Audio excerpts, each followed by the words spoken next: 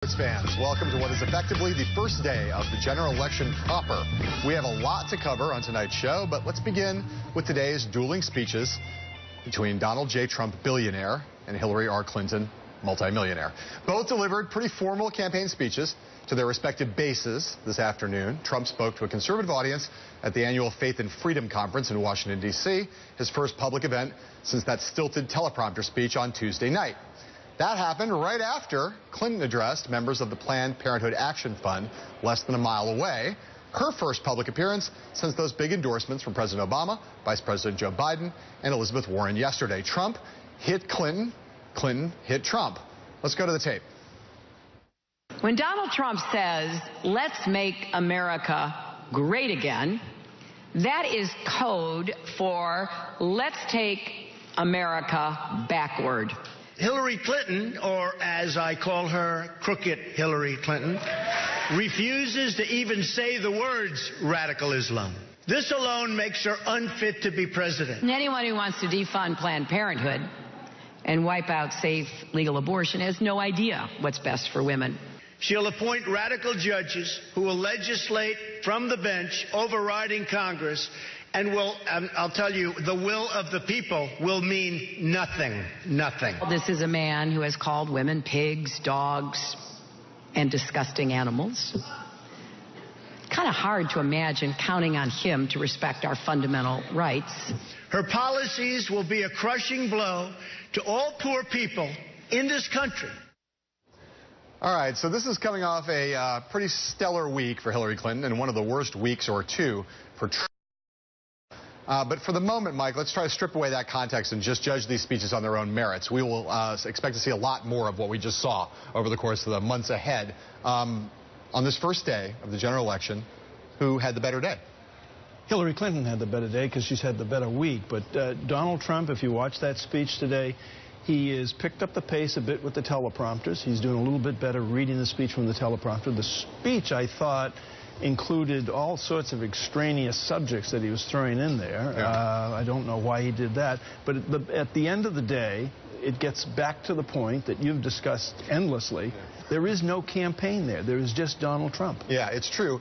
I thought, you know, that I've always found it strange that Donald Trump has the level of support he has among religious Republicans, given the fact that it's the one place where it seems shakiest to me. There's the sense that Donald Trump has something in common with born-again or evangelicals does not strike me as particularly plausible.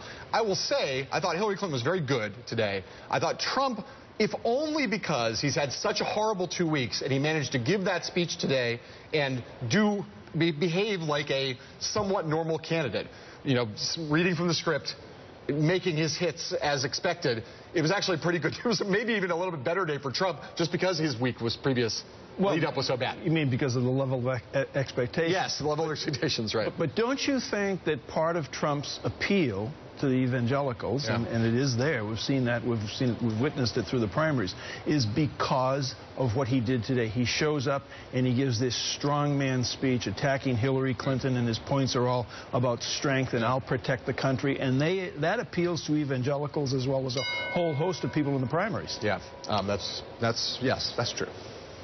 Nobody loves talking about polls more than Donald Trump, but we didn't hear him say much today about the newest national survey by Fox News. It shows Trump and Hillary Clinton in a general election matchup 42% to 39%. That's a 6-point drop from a month ago for the presumptive Republican nominee. Trump's strength with Republicans and among men seems still to be growing, but this poll shows a 12-point swing in Clinton's direction among independents since mid-May.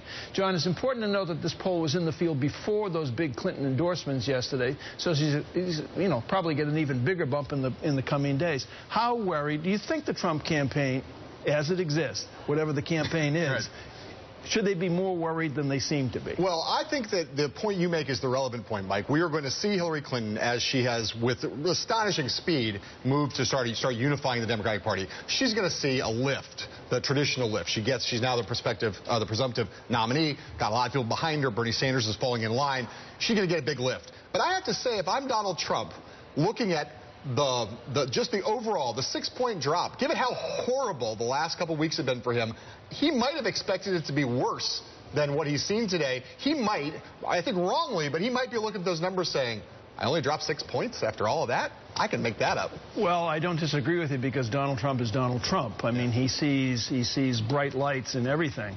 But anyone around him who has his ear, and I don't know that that is anyone, I would think they would be very worried because you can sense just anecdotally sort of a mini collapse within that campaign right now. And then in the few weeks prior to the Democrat convention, Republican convention, he is going to be set in cement by the Democratic campaign against him. And look, and that number with independents is the worrying thing. That's the thing if you're Trump's people or Trump and you're really focused on this poll. That's the thing you're most worried about because his strength with independents has been a large part of why he's been able to keep, so far, be kind of neck and neck with Clinton. If the bottom falls out among independent voters, available voters, not partisan Republicans, if the bottom falls out there, he has no chance to ever beat Hillary Clinton, and that, at least right now, seems to be what's happening.